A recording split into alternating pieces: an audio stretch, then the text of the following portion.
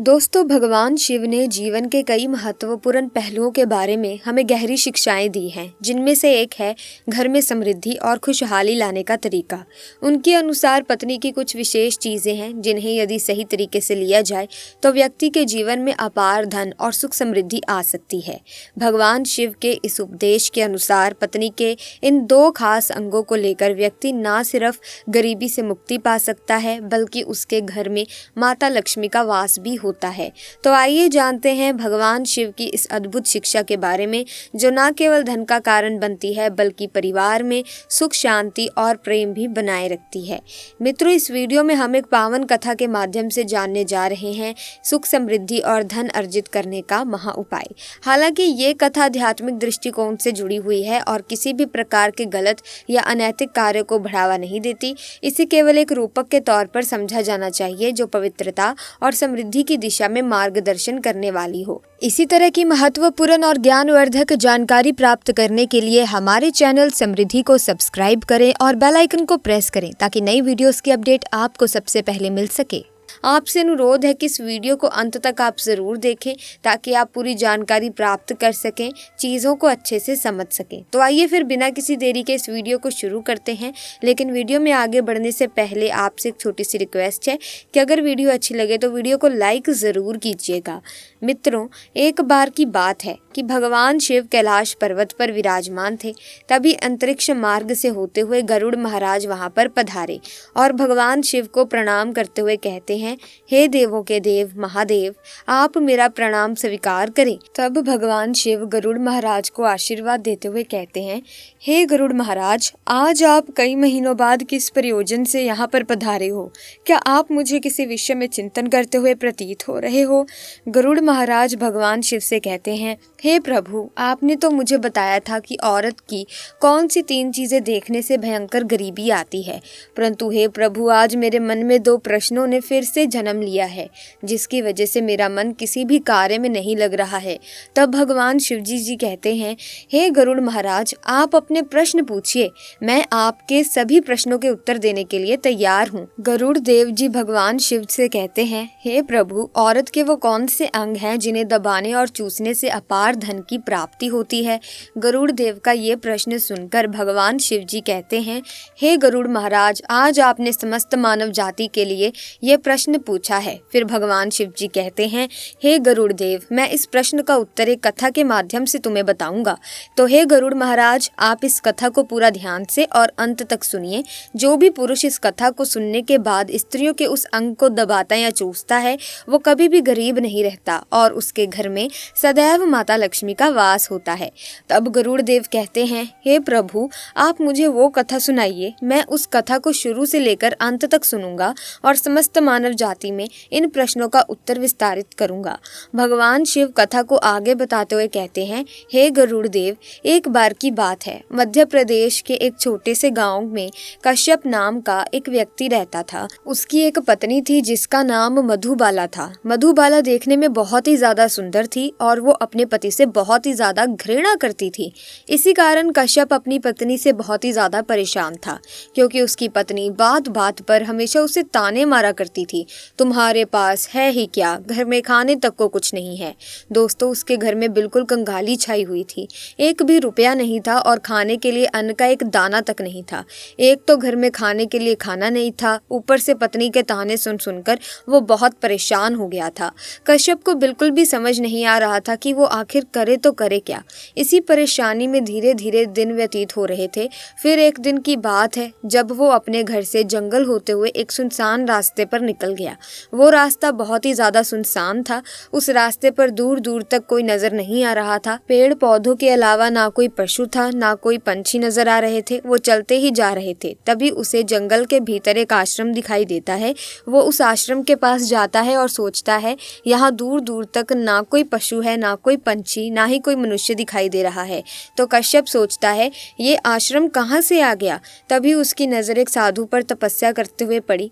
भगवान शिव जी कहते हैं, हे गरुड़ महाराज। फिर कश्यप उस साधु के पास जाकर बैठ गया। जब साधु ने अपना तप खत्म किया तो कश्यप उनके सामने जोर जोर से रोने लगा। साधु ने कश्यप से पूछा, हे पुत्र, तुम्हें क्या दिक्कत है? तुम क्यों रो रहे हो? आखिर तुम्हें क्या परेशानी है? तब कश्यप ने साधु महाराज से कहा, हे महाराज, मेरी एक पत्नी है जो मुझे रोजाना ताना मारती है।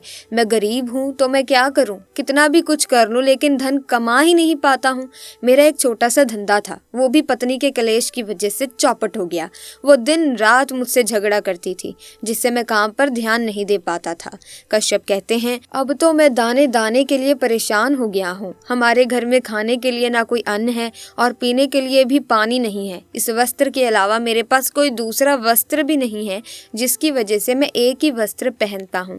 हे साधु महाराज, लेकिन मैं अपनी पत्नी को समझाता हूँ कि वो मुझे ताने ना मारे, मुझसे झगड़ा ना करे, लेकिन वो बिल्कुल भी नहीं मानती। हे साधु महाराज जी, इसी वजह से मैं बहुत ज़्यादा परेशान हूँ। इसी वजह से मैं अपना घर छोड़कर यहाँ आया हूँ। तब साधु जी कहते हैं, रो मत बेटा, मैं तुम्हें एक काम बताने जा रहा हूँ जो तुम्हारी किस्मत चमका देगा। तुम्हें अपनी औरत का सिर्फ ये अंग बेशर्म होकर दबाना और चूसना है। अचानक तुम्हारे घर में धन की प्राप्ति होने लग जाएगी। तुम देखते ही देखते बहुत अमीर बन जाओगे। साधु जी कहते हैं, जो भी पुरुष औरतों का ये अंग दबाता या चूसता है, उसके घर में कभी भी धन की कमी नहीं रहती और ना ही उसके घर में लड़ाई होती है। वो जो भी व्यापार करता है उसमें सफलता प्राप्त होती है, उसमें हमेशा तरक्की होती है और तो और उसके घर में माँ लक्ष्मी का वास रहता है। आप ये समझ जाएं कि माता लक्ष्मी उसके घर में सदैव के लिए कैद हो जाती है। आगे साधु महाराज कश्यप से कहते हैं, हे पुत्र, अब मैं तुम्हें औरत के उन अंगों के बारे में बताने जा रहा हूँ। इसे ध्यान से सुनना और अपने जीवन में इस पर गौर करना।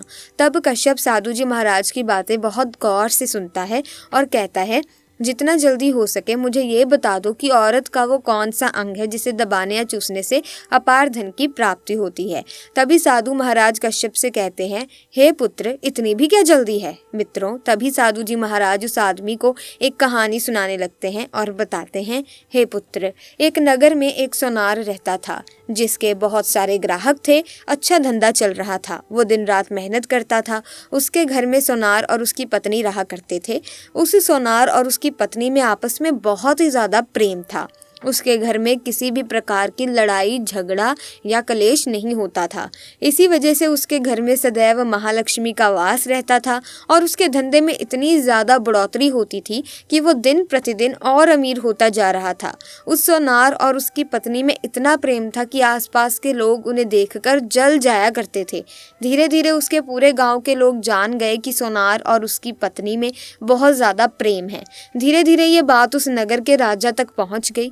दोस्तों, सोनार और उसकी पत्नी की बात जब राजा के पास पहुंचती है तो राजा भी उनके प्रेम की काफ़ी ज़्यादा तारीफ करते हैं। वो सभी से बताते हैं कि हमारे नगर में एक सोनार और उसकी पत्नी रहते हैं जिनमें कभी भी लड़ाई झगड़े नहीं होते। उन दोनों में आपस में इतना प्रेम है कि मैंने ऐसा अपनी ज़िंदगी में कभी भी नहीं देखा। एक बार की बात है, राजा पूरे नगर में ढिंढोरा पिटवा देता है कि इस नगर में जितने भी लोग हैं वो सभी अपने घर में घी का दिया जलाएंगे। राजा की पत्नी पूछती है, आप ऐसा क्यों कर रहे हैं? सबके घर में घी का दिया क्यों जलवा रहे हैं? राजा अपनी पत्नी की बात सुनकर कहते हैं, दीपक प्रेम की निशानी होता है। जिसके घर में घी का दीपक जलता है उसके घर में सदैव प्रेम बना रहता है और उसी घर में सदैव माता लक्ष्मी वास करती हैं। मैं चाहता हूँ कि जो प्रेम सोनार और उसकी पत्नी के घर में है वो हमारे पूरे नगर में रह रहे पति पत्नी के बीच हो। इसीलिए मैं हर घर में दीपक जलवाना चाहता हूँ। दोस्तों, राजा के सैनिक जाते हैं और हर जगह नगर में दुग्गी और ढिंडोरा पीट देते हैं और कहते हैं कि सभी नगरवासियों को ये सूचित किया जाता है कि सभी लोग अपने अपने घरों में घी के दीपक जलाएं और सभी के घरों में रात भर घी का दीपक जलना चाहिए। अब दोस्तों, राजा की बात मानकर सभी नगरवासी अपने अपने घरों में घी के दीपक जला देते हैं। लेकिन जैसे ही आधी रात होती है, सभी के घर के दीपक बुझ जाते हैं, लेकिन सोनार के घर का दीपक वैसे ही जलता रहता है। दोस्तों, ये दीपक हमेशा सोनार की पत्नी जलाती थी। सोनार की पत्नी अपने पति से प्रेम तो करती थी, परंतु उसका प्यार दिखावे मात्र का था। वो हमेशा माता लक्ष्मी की पूजा करती थी, लेकिन सोनार की पत्नी अपनी मनमानी बहुत ज्यादा करती थी। वो जो भी मन करता वही काम करती, लेकिन सोनार को इस बात से कोई दिक्कत नहीं होती थी, क्योंकि वो बहुत समझदार था। सोनार सोचता था कि अगर वो अपनी पत्नी को रोक टोक करेगा तो घर में बेवजह के लड़ाई झगड़े होंगे। इसीलिए वो कई चीजें अनदेखा करता था ताकि उनके घर में प्रेम बना रहे। राजा अपने महल को छोड़कर पूरे नगर का नजारा देख रहे थे। उन्होंने देखा कि पूरे नगर में किसी के घर में भी दीपक नहीं जल रहा है, लेकिन सोनार के घर में दीपक जल रहा है। तब राजा अपनी रानी से कहते हैं, देखो, सोनार और उसकी पत्नी के घर में दीपक जगमगा रहा है, लेकिन पूरे नगर में कहीं भी दीपक नहीं जल रहा है। इसी से पता चलता है कि सोनार और उसकी पत्नी के बीच कितना प्रेम है।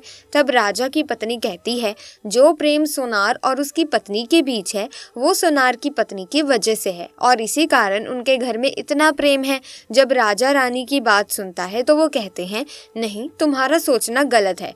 जो प्रेम सोनार और उसकी पत्नी के बीच है वो उनकी पत्नी की वजह से नहीं है, बल्कि ये सोनार की वजह से है। रानी कहती है, सोनार की पत्नी बहुत समझदार है, आपका सोचना ही गलत है, और यही वजह है कि उनके घर में कभी भी लड़ाई झगड़ा नहीं होता। राजा कहता है, सोनार समझदार है। रानी कहती है कि सोनार की पत्नी समझदार है। इसी तरह कुछ देर तक ये बहस चलती रही और राजा और रानी के बीच काफी बड़ा झगड़ा हो गया। इसके बाद रानी ने राजा की दाढ़ी उखाड़ ली और राजा ने रानी को उठाकर पटक दिया। इसके बाद राजा कहते हैं, हम लोगों को झगड़ा करने की जरूरत नहीं है, क्यों ना हम सोनार और उसकी पत्नी की ही परीक्षा ले लें। सारा दूध का दूध और पानी का पानी हो जाएगा। इस बात पर दोनों सहमत हो गए और परीक्षा लेने के लिए तैयार हो गए। तब राजा अपने महल में जाता है और एक युवा सैनिक को बुलाता है। वो युवा सैनिक से कहता है, तुम सोनार के पास जाओ और जो भी प्रश्न मैं तुम्हें बताता हूँ वो तुम सोनार से पूछ लेना। युवा सैनिक बोलता है, ठीक है महाराज, और राजा की बात सुनकर वो सोनार के पास जाता है। उस समय सोनार की पत्नी खेतों में गई हुई थी, लेकिन सोनार की तबीयत ठीक नहीं थी। इस वजह से सोनार आज के दिन व्यापार करने नहीं गया था। उस समय वो युवा सैनिक सोनार के घर पहुंच जाता है और सोनार से कहता है, मैं राज दरबार से आया हूँ, राजा साहब ने मुझे भेजा है। सोनार कहता है, बताइए मैं आपकी क्या सेवा कर सकता हूँ। आप बैठ जाइए, मैं आपके लिए पीने के लिए पानी लेकर आता हूँ। तभी वो युवा सैनिक बोलता है, अरे नहीं, तुम कुछ भी मत लाओ, मैं राजा का सैनिक हूँ, बस आपके पास राजा का समाचार लेकर आया हूँ। सोनार कहता है, ठीक है, आप मुझे बताइए, राजा साहब ने मेरे लिए क्या समाचार भेजा है। सैनिक कहता है, सोनार जी, राजा साहब ने ये कहा है कि यदि तुम अपनी पत्नी को छोड़ देते हो तो राजा जी आपको बहुत सारे हीरे जवाहरात देंगे और साथ में तुम्हारे ज़मीन से 2 गुना ज़्यादा ज़मीन भी तुम्हें गिफ्ट में देंगे। इसके अलावा राजमहल का आधा हिस्सा भी आपको ही दिया जाएगा। लेकिन जो जवाब सोनार ने दिया वो सुनने लायक था।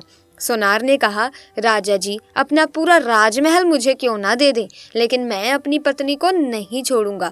जाओ और अपने राजा से कह दो कि सोनार ने ऐसा कहा है। सैनिक आता है और राजा को सारी बातें बताता है। इस समय रानी वहां पर सैनिक की बात सुन रही थी। सुनने के बाद रानी ने कहा, आपने सोनार की तो परीक्षा ले ली, लेकिन सोनार की पत्नी की परीक्षा नहीं ली। इस तरह से हम कैसे पता कर सकते हैं कि कौन ज्यादा समझदार है। इसके बाद रानी ने कहा, अब मैं भी सोनार की पत्नी की परीक्षा लेना चाहती हूँ। जब दोनों की परीक्षा हो जाएगी तभी तो पता चलेगा ना कि कौन समझदार है। फिर रानी ने भी एक युवा सैनिक बुलाया और कहा, मेरी बात सोनार की पत्नी को बोलना और याद रखना, ये बात तभी बताना जब सोनार वहाँ पर ना हो। सैनिक ने पूछा, रानी क्या बात बतानी है। रानी ने सैनिक को सारी बात बता दी। सैनिक सोनार के घर जाता है और उसके घर में आवाज लगाता है तो उसके घर से सोनार की पत्नी निकल कर आती है और कहती है, बताओ क्या हुआ, क्यों डोरा पीट रहे हो। तो सैनिक ने कहा, मैं राजमहल से आया हूँ, मुझे रानी ने भेजा है। सोनार की पत्नी ने पूछा, बताओ तो किस लिए आए हो यहाँ पर। सैनिक ने कहा, रानी ने बोला है कि यदि तुम अपने पति सोनार को मार देती हो तो आपको बहुत सारे हीरे जवाहरात रानी देंगी और साथ में राजमहल का आधा हिस्सा भी मिलेगा। इसके अलावा जितनी भी तुम्हारी ज़मीन है वो तो तुम्हारी रहेगी, लेकिन उसकी 2 गुना ज़मीन भी रानी आपको देगी।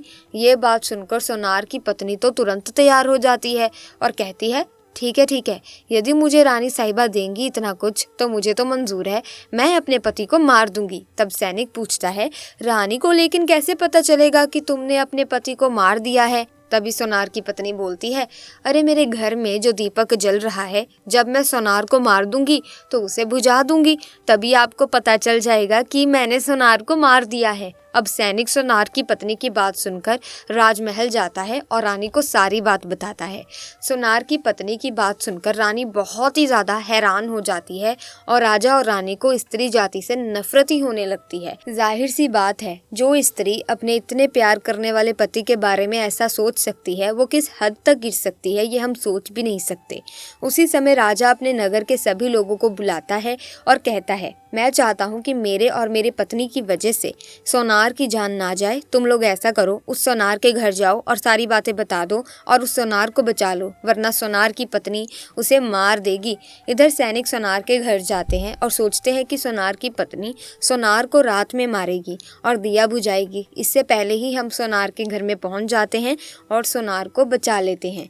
दोस्तों, जैसे ही राजा के सैनिक सोनार के घर पहुंचते हैं तो देखते हैं कि सोनार तो मरा पड़ा है। सैनिक सोनार की पत्नी से बोलते हैं, तुमको तो सोनार को रात में मारने के लिए बोला गया था, लेकिन आपने अभी सोनार को क्यों मार दिया? तब सोनार की पत्नी बोलती है, सोनार को तो मुझे पहले ही मारना था, रात में तो मुझे सिर्फ दिया ही बुझाना था, इसीलिए सोनार को मैंने दिन में ही मार दिया। सभी सैनिक तुरंत ही सोनार के घर से दौड़े दौड़े जाते हैं और राजा रानी को सारी बातें बताते हैं। राजा और रानी क्रोध से आग बबूला हो जाते हैं। इसके बाद राजा और रानी सोनार की पत्नी को बंदी बनाकर लाने के लिए अपने सैनिक से कहते हैं। सैनिक जाते हैं और सोनार की पत्नी को बंदी बनाकर लाते हैं। राजा सोनार की पत्नी से पूछता है, ऐसा तुमने आखिर क्यों किया? तुम लालची औरत हो, तुम्हें पैसों से प्यार है, अपने पति से नहीं। तभी सोनार की पत्नी ने जवाब दिया और बताया, मुझे तो सोनार को पहले ही मारना था, वो तो मैं कोई बहाना ढूंढ रही थी, क्योंकि सोनार की आदत बहुत खराब थी, वो मेरे साथ बहुत खराब व्यवहार करता था। राजा ने कहा, ऐसा क्या करता था सोनार तुम्हारे साथ?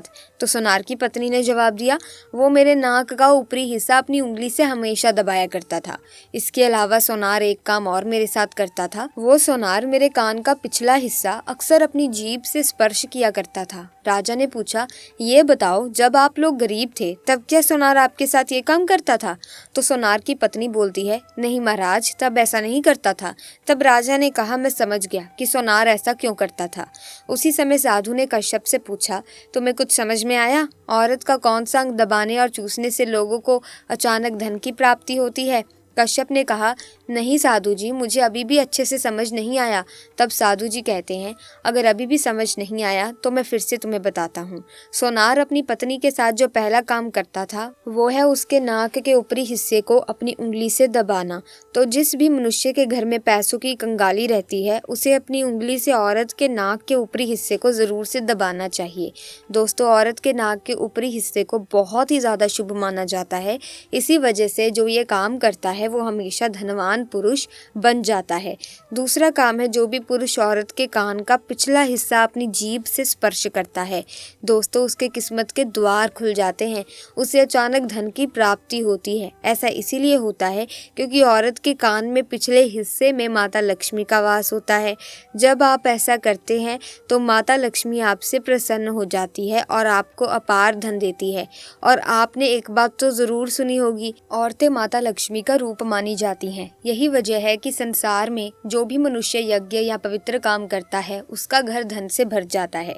इस कहानी में सोनार भी अपनी पत्नी के साथ यही काम करता था। लेकिन आपको ये ध्यान रखना चाहिए कि जब भी आप ऐसा कोई शुभ कार्य करें तो अपनी पत्नी से पूरी बात साझा करना बहुत ज़रूरी है। अगर आप ये काम छुपकर करेंगे तो कभी कभी इसका परिणाम उल्टा भी हो सकता है। पत्नी का प्यार और विश्वास ही घर की सुख शांति और समृद्धि की कुंजी है। हमारे जीवन में रिश्तों की अहमियत बहुत होती होती है और ये ज़रूरी है कि हम उन रिश्तों को समझें और सम्मान दें। अगर आप अपनी पत्नी को किसी भी कार्य के बारे में नहीं बताएंगे तो वो किसी गलत फहमी का शिकार हो सकती है, जिसमें रिश्तों में दरार आ सकती है। इसीलिए अपने रिश्ते में ईमानदारी और पारदर्शिता रखें ताकि दोनों के बीच समझदारी बनी रहे और घर में हमेशा सुख शांति बनी रहे। सिर्फ धन और संपत्ति नहीं बल्कि सच्चे रिश्ते, प्यार और विश्वास ही जीवन को सबसे बड़ा सुख प्रदान करता है। ये कहानी हमें ये भी सिखाती है कि यदि किसी के पास सच्चा प्यार और विश्वास होता है तो वो हर स्थिति में खुश और समृद्ध रहता है। मित्रों, आगे भगवान शिव जी कहते हैं, हे गरुड़ महाराज, आपको आपके सभी प्रश्नों के उत्तर मिल गए होंगे। हे प्रभु, मुझे मेरे प्रश्नों के उत्तर मिल गए हैं। अब मैं इस रहस्य को पूरे मानव जाति में विख्यात करूंगा और इसी रहस्य के कारण सभी की गरीबी दूर हो जाएगी और उनके घर में माता लक्ष्मी का सदैव वास होगा। तो ऐसे में दोस्तों, इस वीडियो में कथा के माध्यम से हमने आपको यही समझाने की कोशिश की है कि अगर कोई पुरुष सुख समृद्धि या फिर धन प्राप्त करना चाहता है तो ये काम आप जरूर अपनी पत्नी के साथ करें, लेकिन बताकर करें, क्योंकि अगर उसे पता ही नहीं है कि आप रोज रोज क्या कर रहे हैं उसके साथ, तो देखिए उसके अंदर गलतफहमी की भावना जागृत हो जाएगी, जिससे आपको किसी प्रकार का फल नहीं मिलेगा। जिस तरह से सोनार की पत्नी के दिमाग में गलत धारणा थी अपने पति के लिए, इसी प्रकार से आपकी पत्नी भी कुछ ऐसा सोच सकती है। तो आप पहले उसे बता दें कि इस चीज को करने से आपको क्या लाभ मिल रहा है, आपके जीवन में क्या चेंज आ रहा है। सो आज की वीडियो में बस इतना ही। मुझे उम्मीद है कि काफी कुछ सीखने को मिल गया होगा। अगर आपने इस वीडियो से वाकई में कुछ सीखा है तो इसे आगे शेयर करने में कंजूसी ना करें। इस वीडियो को आगे से आगे अपने दोस्तों, अपने रिश्तेदारों के साथ शेयर करें ताकि उन्हें भी इस बारे में पता चल सके, और वीडियो को लाइक करें। साथ ही चैनल को सब्सक्राइब करके बेल आइकन को प्रेस कीजिए ताकि नए वीडियोस की अपडेट भी आपको समय समय पर मिलती रहे। मिलेंगे हम जल्द ही, तब तक के लिए धन्यवाद।